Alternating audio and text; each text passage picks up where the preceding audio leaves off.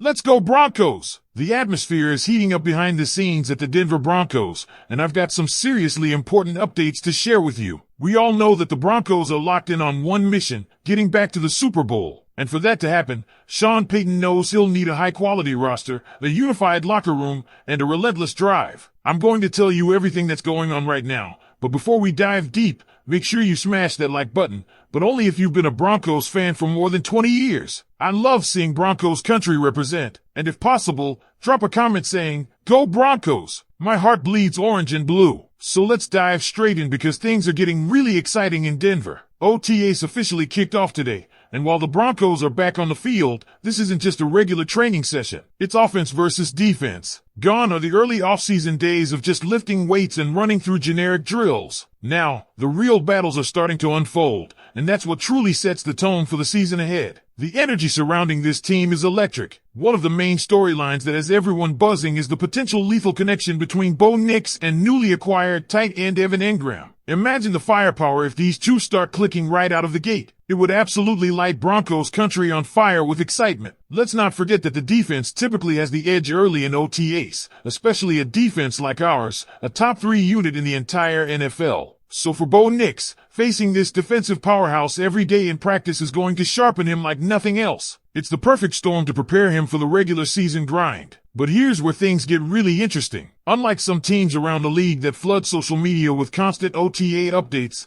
looking at you, Raiders, Sean Payton runs things differently in Denver. Payton moves in silence, like the G in lasagna. Since day one, he made it crystal clear that the Broncos would be a team that does its work behind closed doors. Minimum media presence. No unnecessary leaks. No fluff. Just pure grind. The NFL mandates that media can only attend one of the first 3 OTA practices, and for the Broncos, that day won't be until Thursday. So if you're wondering why you aren't seeing clips yet, that's why. But don't worry, the reports we are getting are nothing short of phenomenal. Let me hit you with a stat that should get every Broncos fan pumped. The Denver Broncos are returning a whopping 86% of their roster from last season. Let that sink in. This is a team that made the playoffs last year, shocked the NFL with their performance, and now nearly the entire core is back and ready to run it back. And it's not just about continuity, it's about adding firepower. That other 14%? It includes one of the most productive tight ends in the league, Evan Engram, who was on the verge of breaking an NFL receptions record last season with Trevor Lawrence. And that's not all. We've also added Pro Bowler Dre Greenlaw and All-Pro safety Talanoa Hufanga. These aren't just signings, these are statement moves. Now compare that to our division rivals. The Chiefs and Chargers didn't make that list of top returning teams. In fact, the Chargers are near the bottom when it comes to bringing back starters from last season. That lines up perfectly with what we've been hearing all offseason about their struggles. They're in a mess. This is a golden opportunity for the Broncos to capitalize and dominate the division. And Broncos country, here's something that hasn't happened in over a decade. The Broncos are bringing back the same quarterback and the same play caller for the second straight season. This is massive, especially for Bo Nix, who's had a different offensive coordinator every single year dating back to high school. Not anymore. He and Sean Payton are fully in sync. No learning curve, no new playbook. They're finishing each other's sentences, or sandwiches, however you want to put it. That's the kind of stability that wins championships. And let's talk about the offensive line. According to Benjamin Solak from The Ringer, a respected voice who's written for ESPN,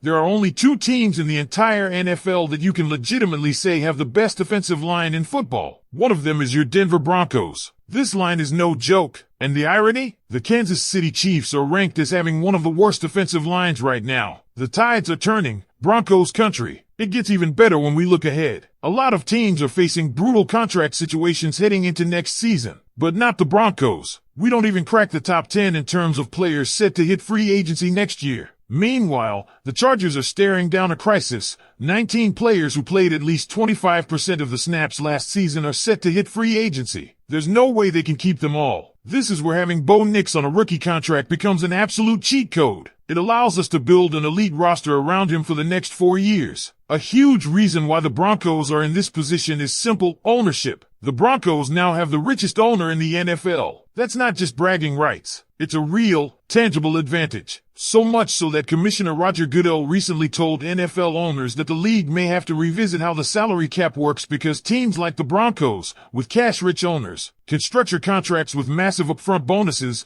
reducing cap hits down the line. Other teams, they simply can't compete with that. It's creating real inequities, and the league knows it. And look, I get it. Some people criticize me for being too optimistic about the Broncos. But facts are facts. Ownership matters. Stability matters. Roster depth matters. And right now, the Denver Broncos are checking every single box. And while the Broncos are surging forward, the teams will be battling in the playoffs or falling apart. Look at the Buffalo Bills. They immediately signed Joey Bosa to bolster their pass rush, hoping he could be the heir to Von Miller. But guess what? Bosa already strained his calf during his first OTA session. He won't be back until training camp. Bills fans are rightfully discouraged because they were banking on him to make a major impact. On top of that, their star running back James Cook is holding out. If that turns into a trade demand or a prolonged absence, that Bills offense, which relied heavily on the run game to beat us in the playoffs, could take a massive step back. The Bengals aren't in much better shape. Their star pass rusher Trey Hendrickson is still holding out,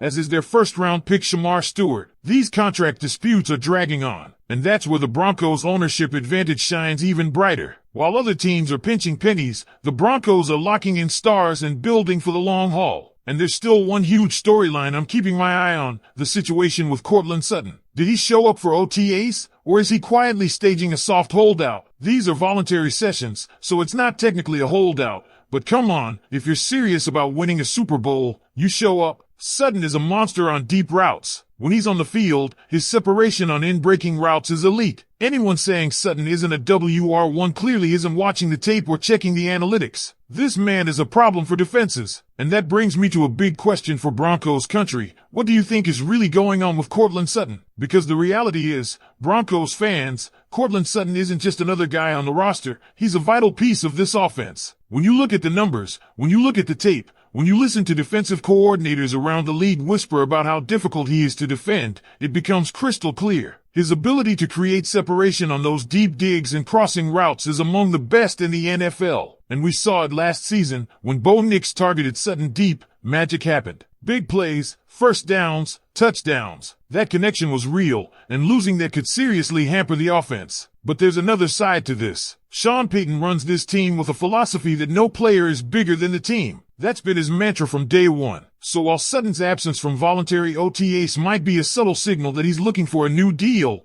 Payton's not the type to panic. He's not going to throw the salary structure out of balance just because someone stays home for a few practices. Instead, he's going to let the process play out. But make no mistake, the front office knows how valuable Sutton is. The big question is whether they can meet in the middle before this situation drags out further into the preseason. Now let's pivot back to Bo Nix, because if you've been worried about the dreaded sophomore slump, let me put that fear to rest right now. You want to know when most quarterbacks hit that wall in year two? It's when defenses start figuring them out as the season progresses. But Bo's trajectory didn't follow that script. In fact, his first 2 games last season were statistically the worst of his career. And then something clicked, starting from week 3, and especially from week 10 onwards, Bo was lights out. He was one of the top quarterbacks in the NFL down the stretch, trailing only elite names like Jared Goff, Lamar Jackson, and Josh Allen and EPA per dropback. This wasn't just a fluke. It was sustained, high-level quarterback play against some of the league's toughest defenses. Think about that. Late in the year, when rookie walls usually hit, Bo Nix was getting stronger. He torched the Chargers, the league's top-scoring defense at the time. He went into Cincinnati, played in high-pressure, playoff-like environments, and came out on top, even against